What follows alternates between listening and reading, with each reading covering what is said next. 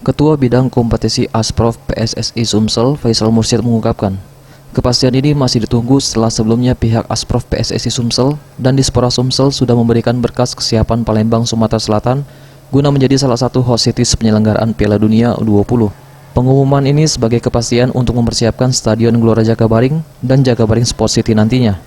Adanya pandemi COVID-19 yang melanda dunia menjadi salah satu alasan lambatnya FIFA untuk melakukan inspeksi ke Stadion Gelora Jakabaring Palembang.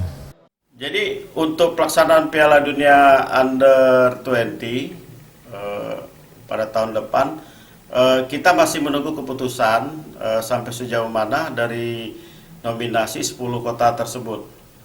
Jadi sampai dengan hari ini kita masih menunggu keputusannya, gitu. Ya, mungkin salah satu faktor yang menjadi keterlambatan keputusan salah satunya ya masalah COVID-19 ini kan. Karena inspeksi FIFA juga akan menjadi tertunda datang ke Indonesia begitu. Untuk diketahui terakhir kali pihak PSSI melakukan inspeksi ke Gelora Sriwijaya Jakabaring di tanggal 11 Februari 2020. Dan hingga saat ini belum ada kepastian penunjukan host cities atau venue penyelenggaraan Piala Dunia U20 di tahun 2021. EZPM Sriwijaya TV.